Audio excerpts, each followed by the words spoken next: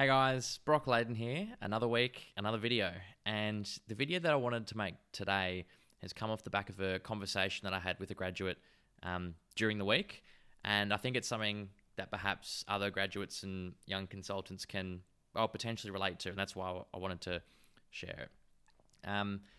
The conversation that I had with this graduate during the week was essentially that they felt disconnected, let's say. Like they hadn't yet made as many relationships in the office and with colleagues as what they would have liked.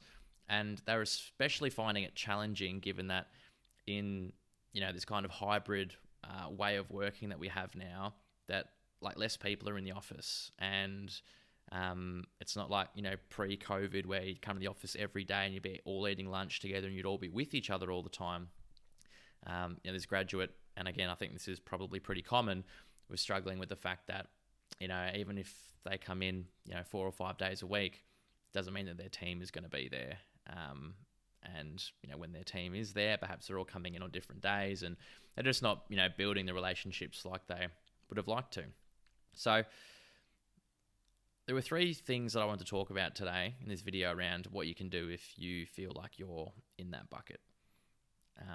The first thing you can do is look for internal initiatives that you can contribute to and join.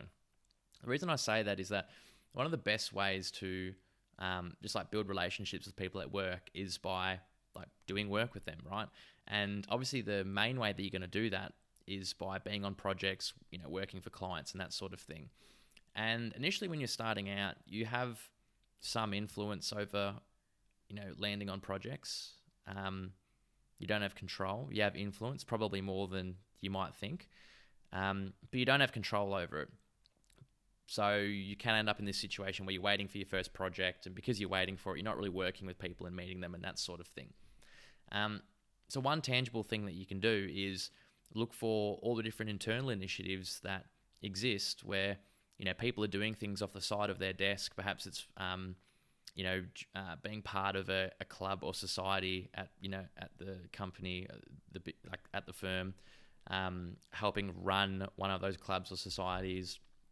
Or there's a whole range of different internal things that people do. They might be trying to build out like training content for the team, or they might organize the monthly meeting or anything like that. And if you put your hand up to support people who are doing those things, or join an internal club, or, I think just being willing to volunteer your time to help do some of those internal initiatives is a great simple way, because it's going to be very rare that someone's going to say no to you when you volunteer your time to help them do something internally. And you just get to work with people, right? You'll get to meet more people, potentially meet people from different teams, depending on what it is that you're doing. And especially, like I said, if you're in that stage where you're waiting for your first project, your first engagement, or maybe you're in between engagements, it's something that you can do to like keep yourself busy, keep working on your skills, but really meeting people in the process as well and building relationships. So that'll be the first thing I'd say. Look for internal initiatives that you can join and contribute to. The second one is about, being present and, visible in the office.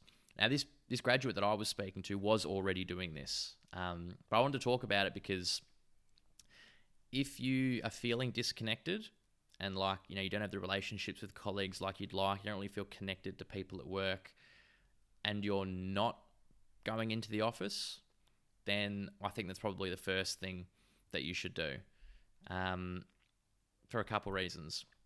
I think one, when you go to the office and maybe there's one person from your team who is there, or maybe there's a couple people, because there are less people going to the office nowadays, when you are there and there's one person from your team or 2 people from your team there, I feel like it's easier to connect. It's not like, you go to the office as a grad and there's like 20 people from your team and they're all there and you kind of feel like an outsider. You're trying to work your way in and have a conversation. When you go to the office on a Monday or a Friday, like, generally the quieter days, and there's one other person from your team there, I feel like there's a much lower barrier to go and sit next to them or go talk to them, introduce yourself if you haven't already, or say hi, because there's nobody else from your team there, right? It's so much easier. That would be one thing.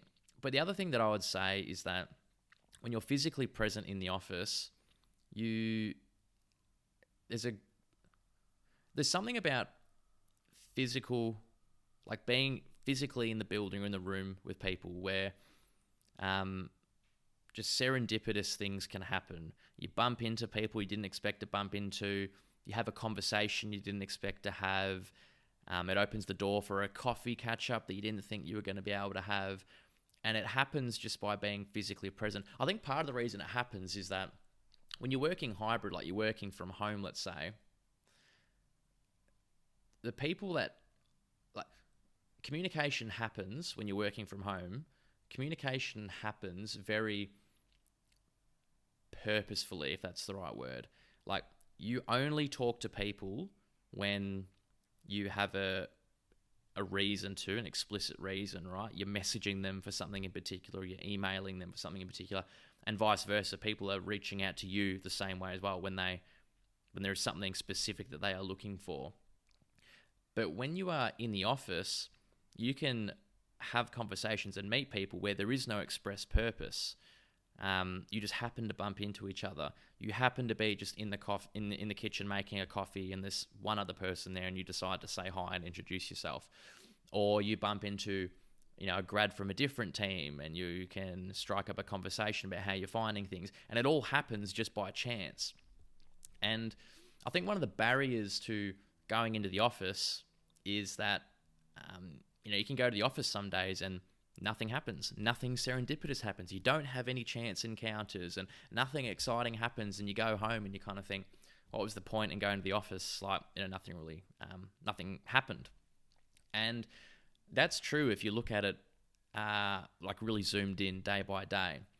But if you consistently go to the office and expand your time horizon, instead of looking at days, you look at weeks, or instead of looking at weeks, you look at months, then within that time period, there are going to be those chance encounters just because of probability, right? Alex Hormozy has this great quote where he says, volume negates luck. And, somebody could go to the office one day, and on that one day have a chance encounter that opens a door for them or helps them build a relationship. Somebody else might need to go in 10 days until that happens. Somebody else might need to go in 50 days until that happens. But eventually, for everybody, it will happen. It's just a matter of how many days. And if you keep coming in, keep showing up, eventually it will happen. And it's only a waste if you look at it day by day. Again, nothing happened today. But if you zoom out and realize that you're not playing in days, but you're actually playing in months or weeks at least, then it's much easier to see how, those chance encounters, those serendipitous things can occur and be worthwhile. So anyway, I just wanted to put that in there. Like I said, the graduate that I was talking to was going into the office, but if you feel disconnected and you're not going to the office, that'll probably be the first thing that I say. If you're not feeling disconnected, then Godspeed, whatever. But if you are feeling disconnected and you're not going to the office, then that would be, it's the second point I'm talking about in this video, but that would probably be the first thing that I would say to you. And the third thing that I would recommend if you're feeling disconnected is to make the first move. When I went to the Leonardo da Vinci exhibition a few weeks ago now, there was a great quote on the wall, which I hadn't heard before from Leonardo, but I think it applies really well here. He said, "It had long since come to my attention that people of accomplishment rarely sat back and let things happen to them. They went out and happened to things." So people of accomplishment go out and they make shit happen. They are high agency individuals. They don't wait for things to happen to them. They go out and they make things happen. And in the context of feeling disconnected and trying to build relationships with your colleagues, the simplest thing that you can do is to reach out to people. And it is the simplest and most effective thing to do, but it's probably the answer that nobody wants to hear, because you want there to be some easier way to go and build a relationship. But realistically, the quickest way to do it is to just reach out to people. So on this call that I had with this graduate, we literally picked out a list of names. Like, we got a list of names of everyone that was in this person's team from top to bottom, from partner to graduate. And we went through it and we picked somebody that this graduate was going to like reach out to and set up a call with straight after our conversation. And we started easy. Didn't go straight for the partner at the top or any of the directors. Just went for another consultant, so that, from the perspective of a graduate, somebody who is a consultant or a senior consultant is going to be perceived as easier to reach out to. There's going to be less friction, less barrier there. So we started off with a consultant, and they reached out and they organized a catch up. And it was literally as simple as that.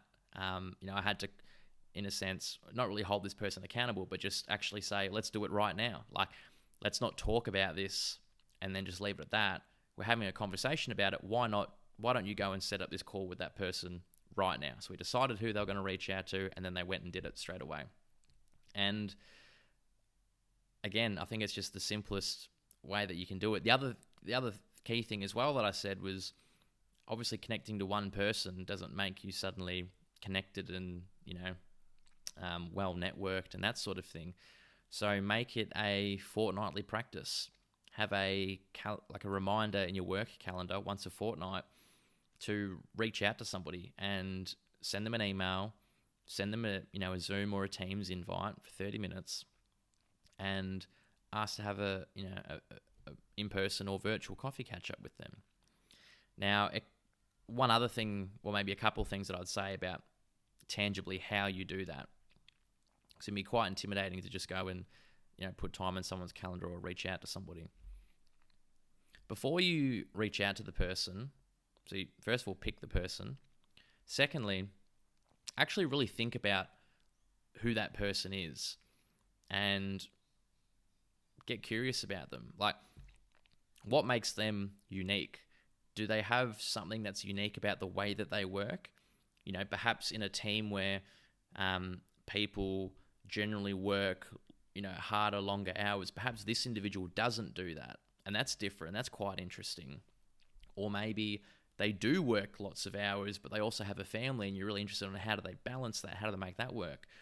Or maybe you notice that, they're like very non-responsive during the day, or they're very responsive during the day, or they have particular things that they talk about, or whatever it is. Like, think about the person you're going to reach out to and what is it about them that you're actually curious about.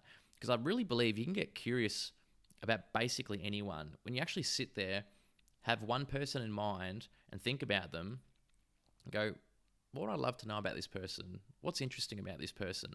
You can find things even in people who might otherwise seem the most mundane, right? No human is mundane. Everybody's got their own, all their, weird and wacky and wonderful things about them. So figure it out. The reason why I say to get curious about them is because then you can figure out what you actually want to learn from them. And I think that's a key thing as well. Like, rather than reaching out and just being like, I want to talk to you, I think it can be more powerful to actually frame the conversation in terms of, hi, whatever the name is, would love to be able to properly introduce myself and learn a few things from you. I'm really interested in particular about how you work 4 days a week. I'd love to learn more about that and what that's like. As an example, if they work 4 days a week, pick something, because then you have something easy to talk about at the start, if that makes sense, because you might feel a bit like nervous. What are we going to talk about? Well, if you've decided up front what you're actually interested about, from them, then it gives you something to talk about, something for you to ask questions about. And Dale Carnegie, when he wrote How to Win Friends and Influence People, one of his rules or his lines in that book, whatever, was about how there's no sweeter sound to somebody's ears than the sound of their own name. And the broader message is that people love themselves. People love talking about themselves. And in my experience, if you reach out to people and you ask them for their time and you say that you're interested in them and you want to learn something from them or some things from them, people are almost always going to say yes to that because they want to do that, right? I've been on both ends of it. I've been on the end where I've been reaching out to people more senior than me to learn things from them and trying to figure out what is it about them that I'm really curious about and would love to learn. And I've been on the other end of it as well, where I've had graduates reach out to me to discuss certain things, And the reality is that, humans have egos, and humans love nothing more than talking about themselves and their own experiences. And so, like I said, I felt it from both sides. I felt what it's like to be on both sides of that equation. And don't underestimate. I suppose what I'm trying to say is, you might feel like that person is, doing you a massive favor by agreeing to give you 30 minutes of their time. And they are. Don't get me wrong. They are. But also don't take for granted the fact that chances are they will actually really enjoy the conversation, because they will enjoy being able to impart some of their own lessons and experiences onto you, because I think most humans innately enjoy that. So just, reach out to somebody and be curious. And so the reason why I wanted to make that the third and final point that I talk about in this video is because if you are in the bucket, like the graduate that I spoke to who felt a bit disconnected, like you haven't built relationships like you hoped you would have yet, make this the time, the impetus to pick somebody right now that you want to speak to. And, whether you're watching this on Sunday when this goes up or during the week, just go and resolve right now to reach out to that person and figure out what it is that you're interested about them. Again, start easy. Start at somebody who's at your level or only one level higher, or even, lower than your level. And figure out what it is that you're interested about them. Reach out to them and do it once. And, if you get something out of it, make it a regular practice. Make it a fortnightly reminder in your calendar or a monthly reminder, and go from there. It's the simplest way. It's the one that we probably don't want to do because it's probably the least comfortable. But often, as Ryan Holiday said, or better yet, as Marcus Aurelius said, nearly 2,000 years ago, the obstacle is the way. So go into the obstacle, reach out to that person. But to summarize the 3 points I wanted to discuss: join internal initiatives. So find some internal stuff that you can just volunteer your time to contribute to. You'll meet people by doing that. 2, if you're not already going to the office, go to the office. So if you're not going in at all, maybe just try going in 1 or 2 days. If you're going in 1 or 2 days, try 3 or 4 days. Just, make a step in the right direction. And the third one, make the first move. Take fate into your own hands. Reach out to somebody. Pick somebody that you want to reach out to.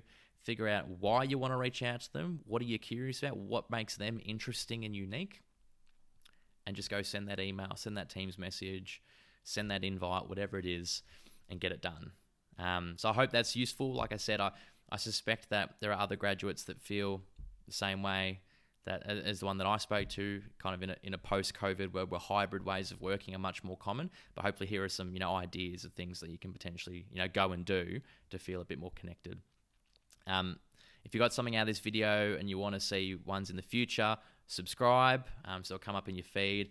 And if you are a young consultant, and again you've liked this video or some of the other ones, the other thing you can do as well, in the description there'll be a link to the 8-week consulting challenge.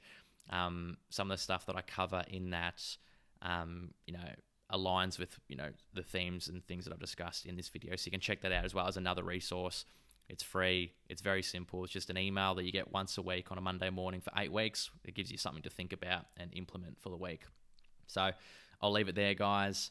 Have a great week, and I will see you next time.